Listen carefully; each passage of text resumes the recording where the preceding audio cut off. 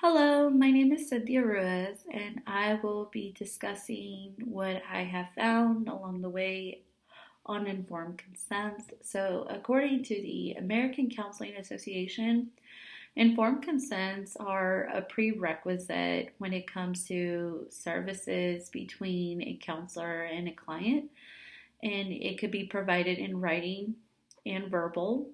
It is an ongoing process throughout the counseling services, and counselors are required to talk about fees, billing arrangements, including procedures for non payment fees. Clients have the right to confidentiality and they can obtain copies of their records. They have the right to participate in ongoing counseling plans and refuse any services at any point. So the counselor in this case would have to make clear what the consequences would be. And throughout the whole process of explaining the informed consent, there has to be a clear understanding of the language that is used in order for the client to understand what the informed consent is.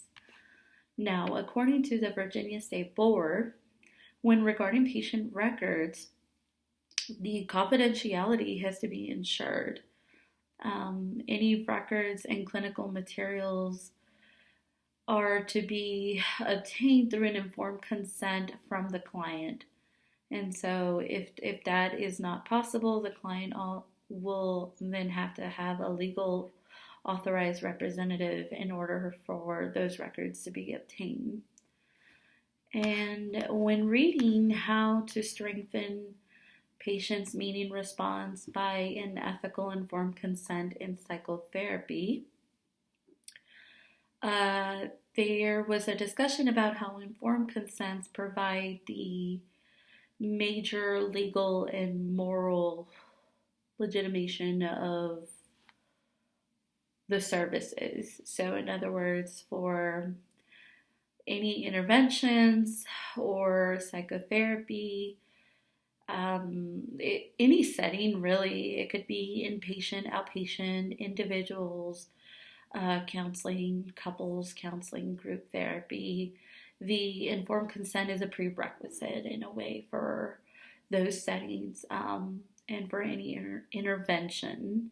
So the informed consent must include a decision-making capacity, willing to volunteer or disclose relevant information by the healthcare providers, a statement of consent itself. So the informed consent should include, among other types, the duration and cost of treatment, potential benefits, and possible risks and side effects, if any.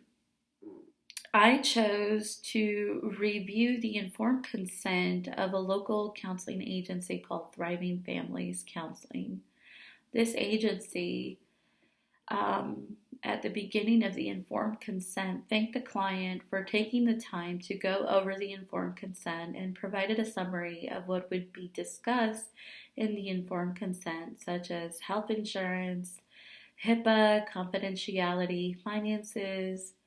Then it leads to discuss about the area in which they provide services to, so focusing on a community, their hours of operation, and their philosophy at the practice.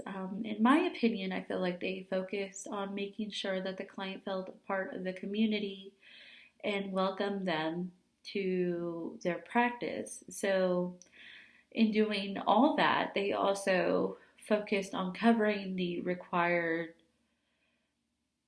information needed to provide to clients in the informed consent.